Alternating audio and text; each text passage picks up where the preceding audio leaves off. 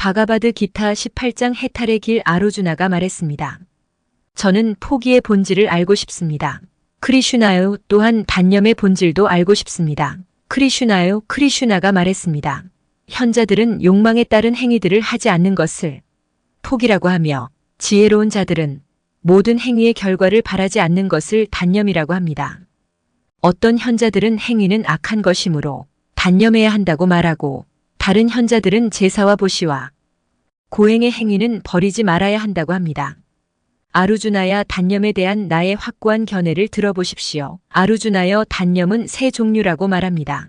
제사와 보시와 고행의 행위는 버려서는 안 되고 실행되어야 합니다. 제사와 보시와 고행이야말로 현자들의 정화수단입니다. 그러나 이러한 행위들도 집착과 행위의 결과들을 버리고 실행해야 합니다. 알아주나요? 이것이 확실한 최상의 견해입니다. 해야 할 의무적 행위를 하지 않는 것은 옳지 않습니다. 미혹으로 인한 그러한 단념은 암흑 요소라고 합니다. 단순한 고통 또는 육체의 괴로움이 두려워서 행위를 하지 않는다면 그것은 활동 요소의 단념이기 때문에 단념으로 얻어지는 결과를 결코 얻지 못합니다. 단순히 해야 한다고 생각해서 실행한 의무적 행위가 집착과 행위의 결과를 단념했다면 순수 요소의 단념으로 간주됩니다. 알아주나요? 순수 요소로 가득 차고 의욕이 끊어진 현명한 단념은 달갑지 않은 행위도 싫어하지 않고 달가운 행위도 집착하지 않습니다. 왜냐하면 육신을 지닌 자가 행위를 완전히 하지 않기는 불가능하기 때문입니다.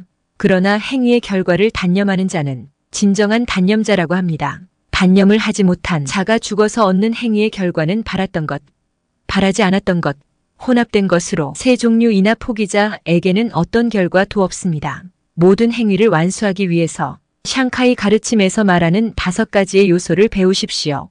아르주나요, 몸, 행위자, 감각기관, 각종 다양한 작용, 그리고 5번째로 운명입니다.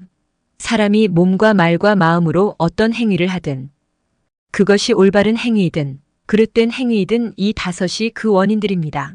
따라서 자아만을 행위자로 보는 자는 깨닫지 못하여 진실을 보지 못하는 무지한 자입니다. 내가 했다는 의식 상태가 없는 자, 지성이 더럽혀지지 않은 자는 이 세상 사람들을 죽여도 죽이지 않은 것이고 속박되지 않습니다.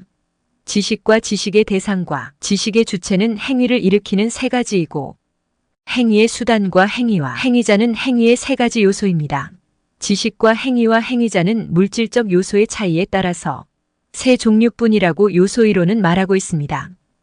이들에 대해서도 바르게 들어보십시오. 모든 존재 속에서 하나의 불변하는 존재, 분할된 것들 속에서 분할되지 않은 존재를 보는 지식은 순수 요소라고 아십시오.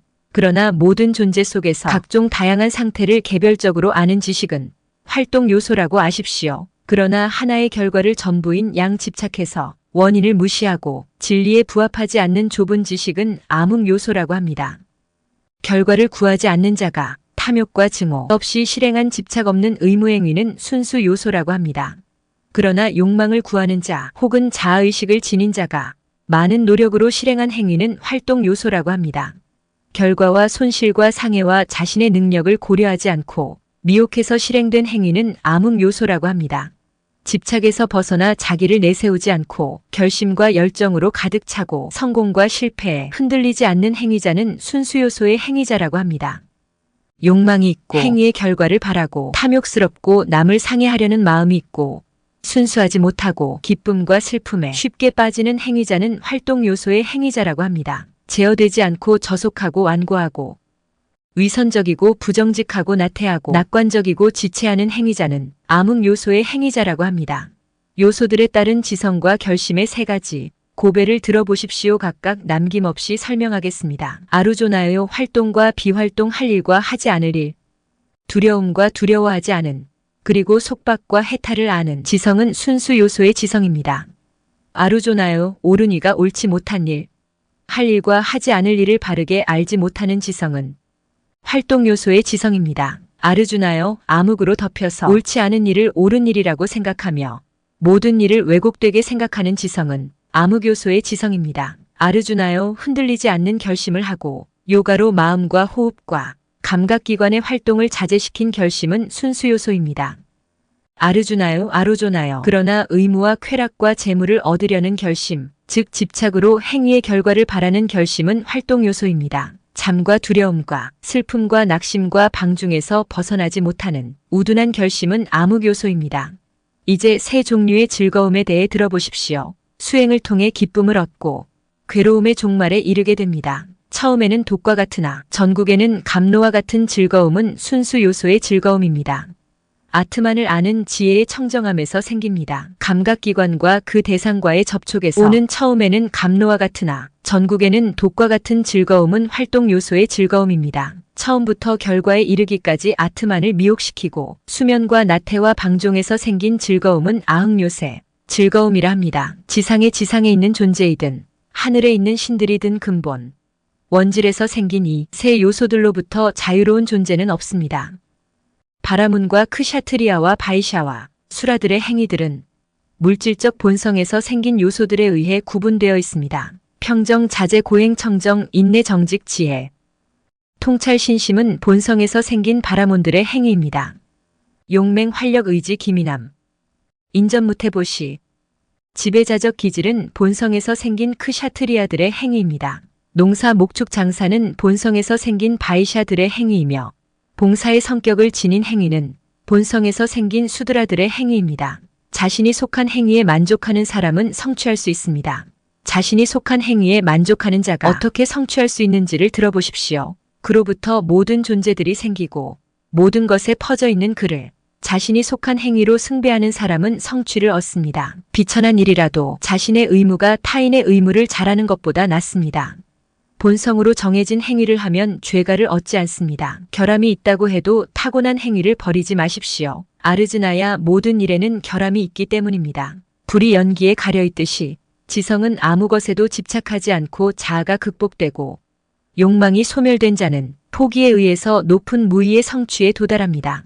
성취를 얻은 자가 어떻게 보람 안에 이르는지 간략하게 설명하겠습니다. 이것은 지혜의 최고 경지입니다. 청정한 지성으로 제어되고 의지로 자신을 억제하고 소리 등의 감각 대상을 버리고 탐욕과 증오를 떠나고 한적한 곳에 머물고 소식하고 말과 몸과 마음을 제어하고 항상 선정의 요가에 열중하고 항상 욕망을 억제하고 자아의식과 폭력과 오만과 욕망과 분노와 소유를 놓아버리고 내 것이라는 생각이 없이 평안한 자는 브라만이 되기에 적합합니다. 브라만이 되어 아트만의 평안한 자는 슬퍼하거나 갈구하지도 않습니다.